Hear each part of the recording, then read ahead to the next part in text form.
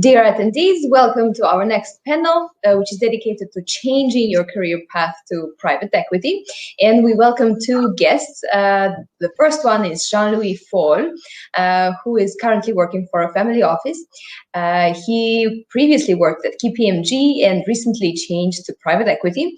And our second guest is Thorsten Herrig from Nordea, who also had a very interesting career path and some very exciting changes for the past year due to COVID. So welcome, gentlemen. And Jean-Louis, let's start with you. Thank you.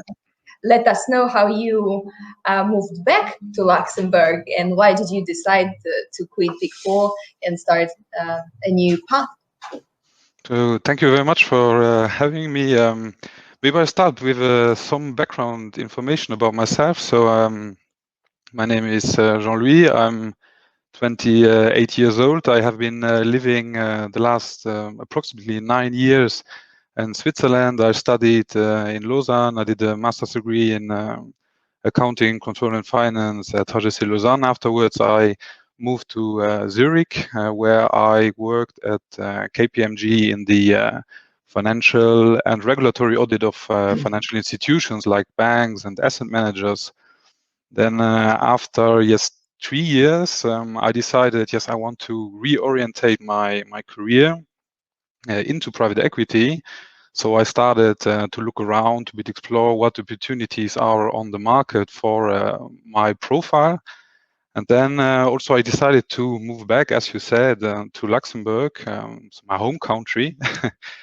And yes, I stumbled upon the website of LPEA, and I started looking around and trying to get into contact with people working in this industry sector. And I participated at the LPEA Summer Academy, where I had the opportunity to also to network with different people, and this allowed me to also participate in a group project where I worked with other people on different topics related to a family office. And that's how I actually started this transition to come back to Luxembourg, and which enabled me to work now in the private equity sector. Yes. I think you're on mute. It's mute. Yeah. Yeah, sorry. Yes, Thorsten, let's then continue with you. And I think you moved to Luxembourg a while ago, right? Or maybe 2016, if I'm not mistaken. That's all right. Maybe I first started a bit with a difference in age. So I'm actually already 45. So that means there is a bit more to tell also over the last years. In total, I worked most time of my career. I actually worked for DWS. So this is the asset management company of Deutsche Bank. So I spent there 14 years, starting there on the sales side, working actually in Luxembourg, covering also Belgium for some products, but also always on the liquid side. So selling the mutual funds and mutual strategies that we have, that DWS had at the time there.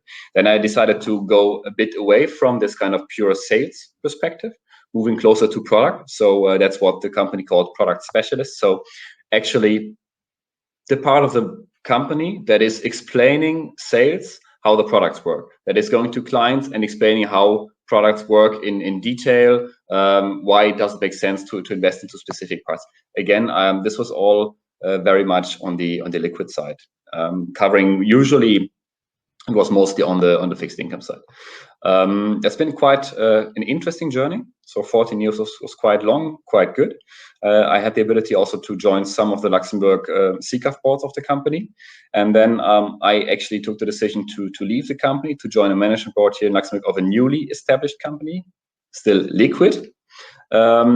Before I went to a small, I would say, monoliner company in Germany. They were only managing equities. And here, what you mentioned, Natalia, here this kind of COVID journey started because I actually joined them 1st of March, 2020.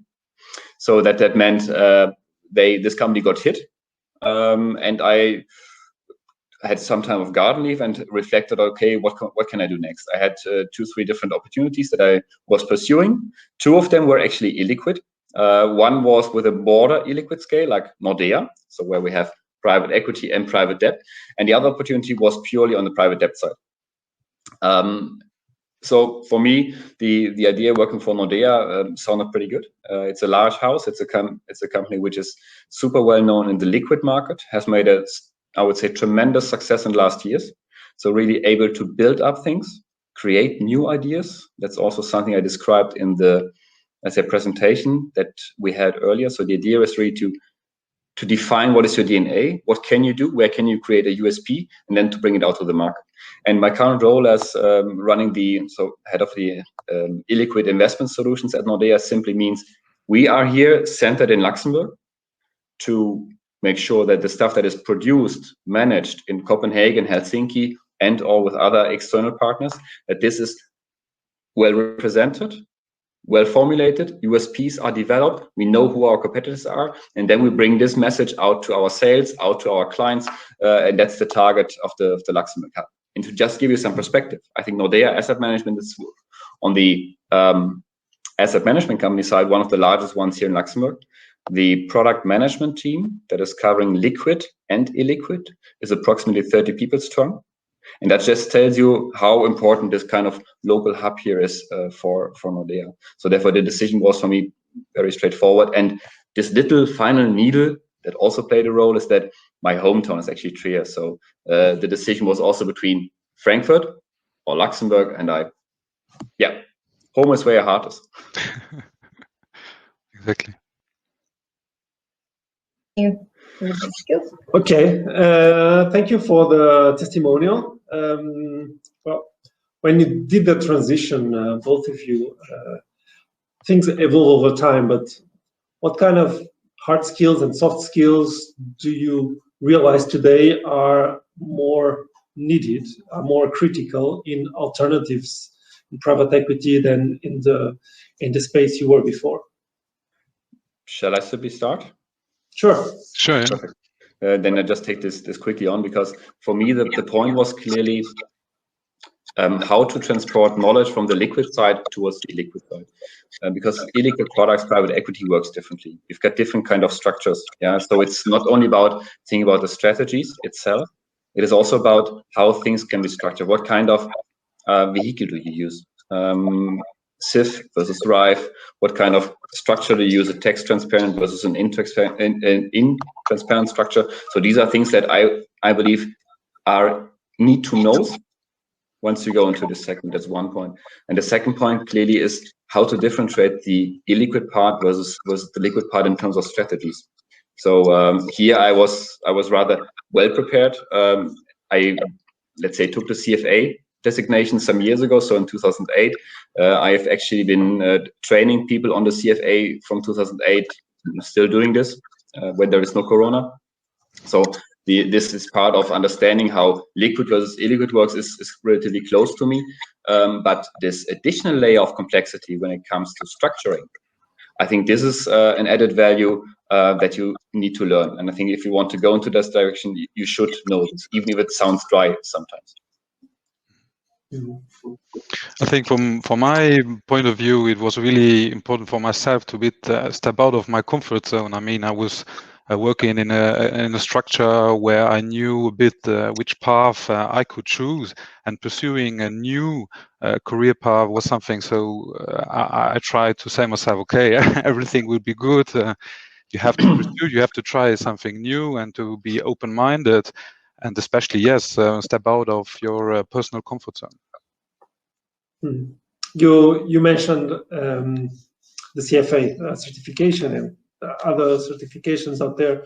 But you think that people willing to work in this space should definitely seek dedicated training, dedicated education, because it's so different, it's so specific, it's so innovative. There's always new things, new requirements. Would that be your advice? I think that makes a lot of sense. Absolutely. It's about, but that's not only true to, let's say, private equity space. I think in general, things are moving fast, and to be successful in something simply requires a few ingredients. One of them is clearly knowledge. Yeah? Without the knowledge, then you start to be some kind of blah blah blah. So there is no input. So you need to build this knowledge. If you do this, I think CFA is not, let's say, dedicated to the private equity world, but you can think about car. You can think about different modules, and every module will bring you closer to understanding how this whole operation works. And then the second step is really learning by doing. Just be curious. I think being curious and being, let's say, passionate, I think that's the main point. And I think even with 45, you can really be quite passionate if you see something new. Yeah. At least I am. Many of those watching us are probably just coming out of the university or still finishing their degrees. Should they go straight to those kind of certifications, or you recommend them to first take a few years of experience and really see what part of the market they appreciate the most? You are coming from a Big Four, where there are so many of those profiles. Do you think those first years of work, of experience, can help you clarify where you want to go? Yes, sure. I mean, if I take myself as an example now, I mean, at the beginning, during your first years of your professional career, I mean, you develop skills, meaning soft skills, but also how to organize yourself, your self-management, Excel skills, PowerPoint, whatever you need in your job. And I think later on, as Torsten said, your knowledge will be developed by this more practical skills, but also going further, you need more theoretical skills like the CFA or, for instance, the Kaya, which really helps to establish and to strengthen and to enhance your knowledge in your field of work. Yes. And I think you also build up your kind of, I think, your personal brand. But I fully agree with you, Jolie. I think it's good to dive into this, to see what kind of different directions are there in this world, because there is not this kind of uniform job in PE or PC. There are different ways to develop, and everyone has a different personality. Someone who's striving for an analyst job might probably not be the right one to go out for sales, and vice versa. Or someone who is really strong in structuring things in terms of capabilities. And once you know that, you can be, I think, dedicated. So just striving for a certification without knowing which direction might be difficult. So I completely agree. But also maybe while seeking for different job opportunities, I think this the CFA and Kaya are also something maybe where you can write on your CV and to demonstrate to people that you have this theoretical background knowledge. Yeah, it shows that you want to work, because you normally do this besides your job, and it takes a lot of time. It's I can say this for the CFA designation, for example. This is no rocket science. It is just a lot of work across various fields. Yeah, so ranging really from ethics to financial accounting statements, equity, debt, and alternatives. So there is a lot that you simply see. It gives a very broad qualification. But if you really know where you want to go to, I think there are some very strong courses, classes that you can do, things that you can practice. Just before we continue our conversation, I would like to remind to all the attendees that you could and should post your questions in the chat so we can answer these questions. Please feel free to do so. So Jean-Louis and Torsten, we also would like to ask you if you think that the environment in the sector you worked in before is different from private equity environment. Do you find some differences in how people behave, how people work, or not? Well, maybe I start this time. I mean, I started to work within a Big Four company, so a big company structure, and definitely if afterwards you transition to a smaller company, the working environment changes also. But I mean, I cannot now really identify something that is really specific to private equity in comparison to other field of works. I mean, it depends a bit. Some terms of your company you're working for. I mean, Torsten, what do you think? Yeah, I think that's actually how it is. There is, if you take, for example, the stuff that I have done before, coming from the liquid side, and the difference between the liquid side in a large house and the illiquid part in a not equally large, but also large house, it is not super different. People behave there. I think they're all human beings in the sense of, if you, let's say, deliver added value, so it's kind of a pretty good exchange. What is different to me, I think that's also quite important, is on the PE side or PC side, there is much more which is kind of confidential. So there are many additional things that we need to treat here as quite a kind of confidential knowledge, so that we cannot share with potential investors and or sales. Otherwise, the work relation doesn't work. If I have a portfolio manager sitting in Copenhagen, and if he sends me something, he needs to trust me that I simply use this to prop up, let's say, general knowledge, to understand and to promote the product. But we're not allowed to give this to the external world. If it's on the liquid side, you've got monthly detailed reports, you've got a lot around this, so there it's much more clear. I think this is something we need to just understand and do differently. But for the rest, I have seen so far a pretty hands-on mentality, a very hands-on mentality, fast-going, easy-going, and quite, I would say, appreciative when it comes to how to deal with each other. There are no boundaries from my perspective. We have a question from the audience. Would MBA help instead of a certification like CFA, for example, or other certificates? And do you have MBA, and have you ever considered to do it? So maybe I take this one first. I don't have an MBA, so I just went to the university. Yes, I've got, in Germany we call this Diplom-Kaufmann. You might call this whatever similar, but it's not this any kind of MBA executive program that you could, for example, also pursue. I have taken the CFA some years ago because I knew that I wanted to, let's say, in this investment world, that I wanted to be somehow sales oriented. And if you go into this direction, or if you go into the analytical part, I think it helps a lot. And the same is true for Kaya. Does MBA help? I think private equity is, depending on what you want to do, also here a slightly different animal. It is depending on what you do in a company, and MBA can help, I think, nicely, because it's kind of developing something. On a PE side, it's about, if you go into, let's say, real private equity, going into a company, changing the company simply means you need to understand the company. You need to understand how processes work. How can you optimize processes? How can you change things? And this is, for example, nothing that you would do with a CFA. CFA is about analyzing the company. Is something worth an investment, yes or no, and how to compare this? On the MBA side, from my perspective, it's more like problem solving. This is the target. Let's make out of something which is like this, something which might be like this. But it depends on what you want to do. So it's a kind of a key, but it's not the master key to every door.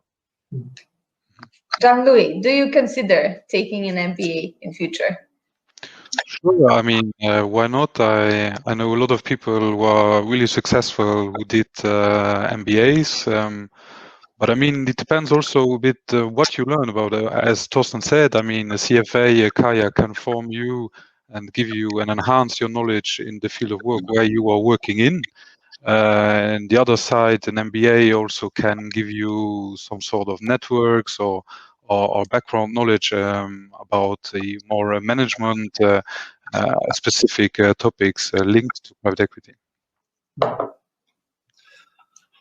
Well, what would be the piece of advice you you could give to the viewers of this session, knowing that we may have more inexperienced people just graduating now, or profiles with 5-10 years of experience. Actually, many of the people who registered for the session today had between 5 and 10 years of experience too.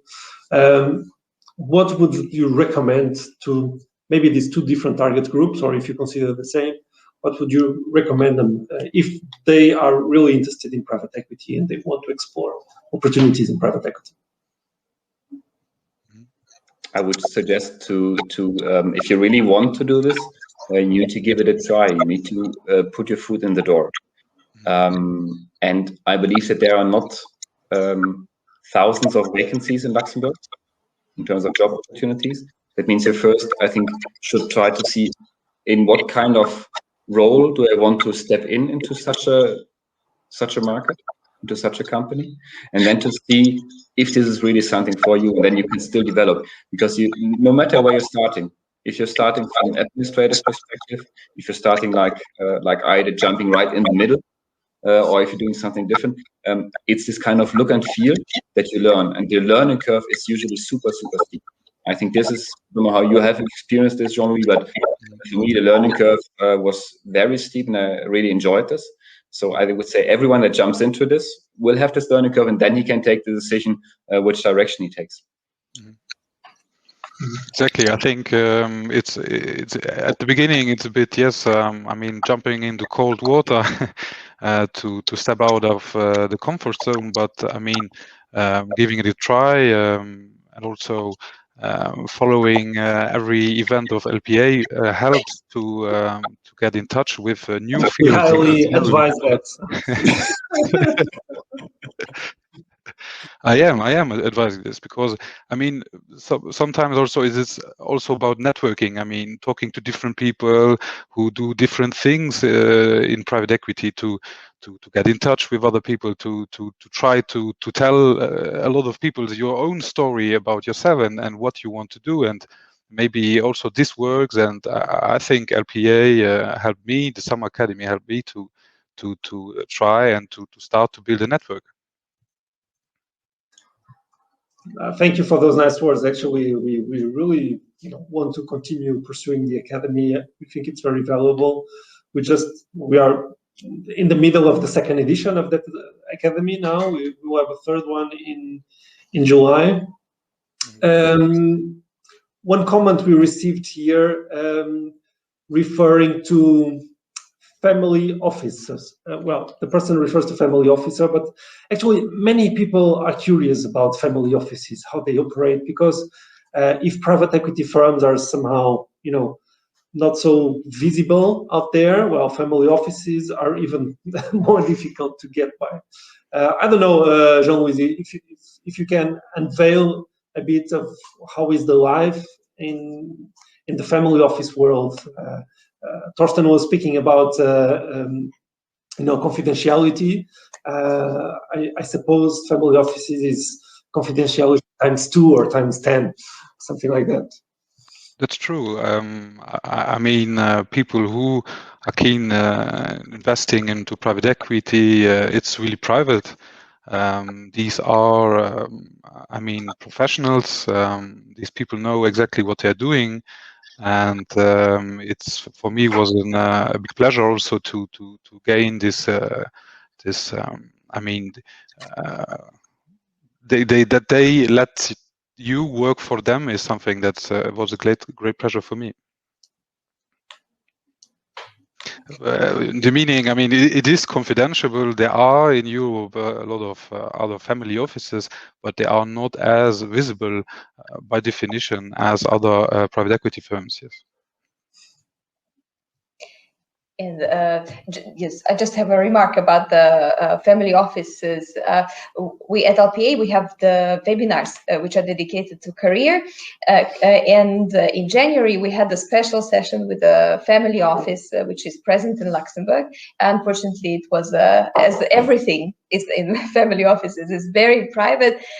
This is something that was live only and is not available on our YouTube channel, but it's the information for attendees. You can always follow our LinkedIn channel because we have these career webinars all the time, so you can join and you can watch and you can learn more about family offices as well.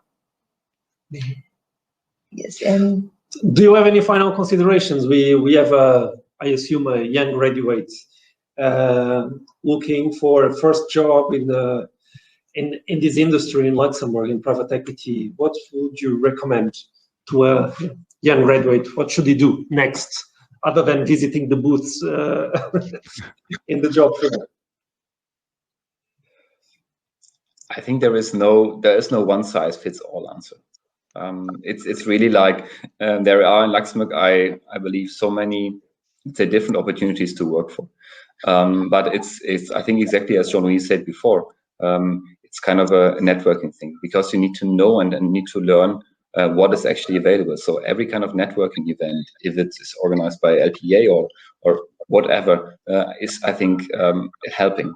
But clearly, you need to first, from my perspective, get into the door of this private equity world, see what is happening there, show the dedication to it, and then once you start really speaking about different people, you see what fits. There is not this. I doubt that someone would now say, okay, I jump into this job and this will be the 40 years straight ahead. That will not work. At least it will work for me. But I think that's the main point. This curiosity, this wish to do something, I think that makes the difference. Yeah, and once you start it, you can show what you can do. And if you don't start, it's difficult. And sometimes you will start with probably things that you are not saying, okay, this is the job that I want to do for my lifetime, but it is a starting point, it's a learning point, and then you can prove yourself. Okay, I think, do you want to make any final remarks before we close the session? For me, it's all fine. Yes. The same for me. I enjoyed the session, so it was really a pleasure to have all of you here to be joined. And it's the only pity is that it's still in Corona times and virtual and all of this. So I'd love to see you in person anytime soon. Thank you. Same here. Same here. Thank you very much. Thank you very much. Thank you very much. Thank you. Bye-bye. Okay, thank Take you. care. Have a good day. Bye.